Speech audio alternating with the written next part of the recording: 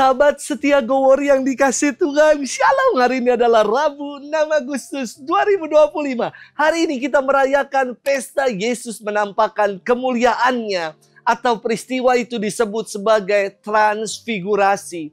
Yesus yang menampakkan kemuliaannya di Gunung Tabor kepada 3 orang muridnya, Petrus, Yakobus, dan Yohanes.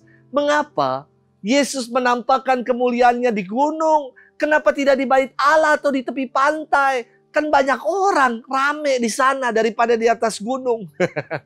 Karena bagi orang Israel, gunung merupakan simbol kehadiran Allah. Seperti Musa yang mendapatkan wahyu Allah di Gunung Sinai. Dan seperti Elia yang diterima persembahannya di atas Gunung Karmel. Kini di Gunung Tabor, Yesus yang sedang berdoa, berubah wajahnya dan pakaiannya menjadi putih berkilau-kilauan. Dan tampak 2 orang berbicara dengan dirinya, yakni Musa dan Elia. Penampakan kemuliaan Tuhan ini menegaskan keilahian Yesus sebagai Mesias yang diurapi Allah. Dalam gereja Katolik, perayaan ini ditetapkan oleh Paus Calixtus III pada tahun 1457 untuk mengenang kemenangan tentara Kristiani Hungaria yang memukul mundur pasukan Ottoman Turki di Belgrado, Serbia pada tahun 1456. Paus Yohanes Paulus II pada tahun 2002 memateraikan peristiwa transfigurasi dalam doa Rosario peristiwa terang yang keempat. Secara liturgis, perayaan hari ini diletakkan 40 hari sebelum kita merayakan pesta salib suci. Maknanya indah bahwa Yesus yang tersalib, dialah Mesias yang menampakkan kemuliaannya di atas Gunung Tabor.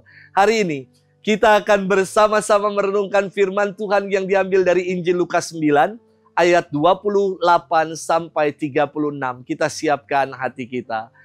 Haleluya, haleluya, haleluya. Inilah anak yang kukasihi, kepadanya lah aku berkenan, dengarkanlah dia. Haleluya, haleluya, haleluya. Tuhan bersamamu dan bersama rohmu. Inilah Injil suci menurut Lukas, dimuliakanlah Tuhan. Sekali peristiwa, Yesus membawa Petrus, Yohanes, dan Yakobus, lalu naik ke atas gunung untuk berdoa. Ketika sedang berdoa, wajah Yesus berubah dan pakaiannya menjadi putih berkilau-kilauan, dan tampaklah 2 orang berbicara dengan dia, yaitu Musa dan Elia. Keduanya menampakkan diri dalam kemuliaan dan berbicara tentang tujuan kepergian Yesus yang akan digenapinya di Yerusalem. Sementara itu, Petrus dan teman-temannya telah tertidur, dan ketika terbangun mereka melihat Yesus dalam kemuliaannya, juga 2 orang yang berdiri di dekat Yesus. Dan ketika kedua orang itu hendak meninggalkan Yesus, Petrus berkata kepada Yesus, "Guru, betapa bahagianya kami berada di tempat ini. Baiklah kami dirikan sekarang 3 kemah, 1 untuk engkau, 1 untuk Musa, dan 1 untuk Elia." Tetapi Petrus tidak tahu apa yang dikatakannya itu. Sementara ia berkata demikian, datanglah awan menaungi mereka. Dan ketika mereka masuk ke dalam awan itu, takutlah mereka. Maka terdengarlah suara dari dalam awan itu yang berkata, "Inilah anakku yang kupilih, dengarkanlah dia." Ketika suara itu terdengar, nampaklah Yesus seorang diri. Murid-murid itu merahasiakan semua itu. Dan pada masa itu mereka tidak menceritakan kepada siapapun apa yang telah mereka lihat itu. Demikianlah sabda Tuhan, terpujilah Kristus. Sahabat setia Gowor yang dikasih Tuhan, Shalom. Banyak sekali ya aksi-aksi dalam film-film superhero yang punya 2 kehidupan.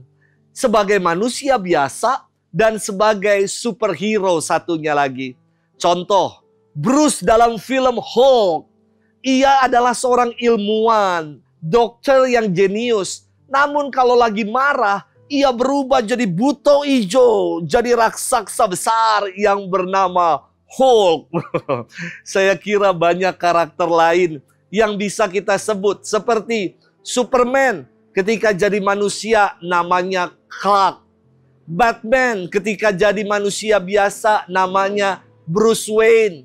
Wonder Woman ketika jadi manusia biasa namanya Diana. Spider-Man ketika manusia biasa namanya Peter Parker dan lain-lainnya. Namun ada juga yang menyamakan pribadi imam seperti superhero yang punya dua kehidupan. Ada umat yang suka mengatakan namanya Lucky kalau tidak pakai jubah, tapi kalau pakai jubah baru Romo Lucky.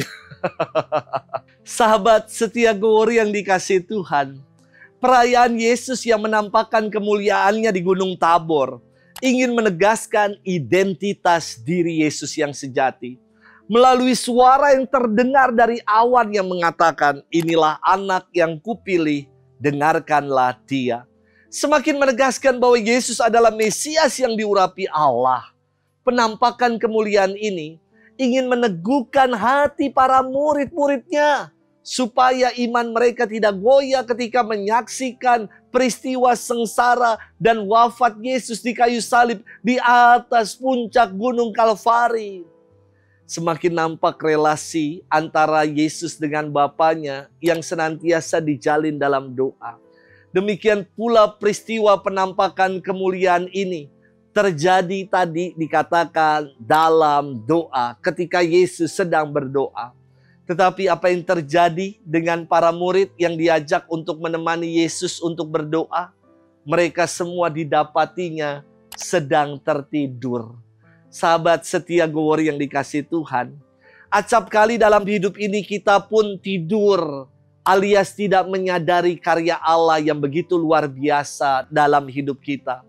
Mudah bagi kita untuk menggerutu, bersungut-sungut atas segala yang kita alami, ketimbang mengucap syukur atas apa yang telah kita terima dari Tuhan hari ini. Mari kita bangun dari tidur-tidur kita untuk melihat dan menyaksikan kemuliaan Allah yang begitu luar biasa yang Ia karuniakan bagi diri kita.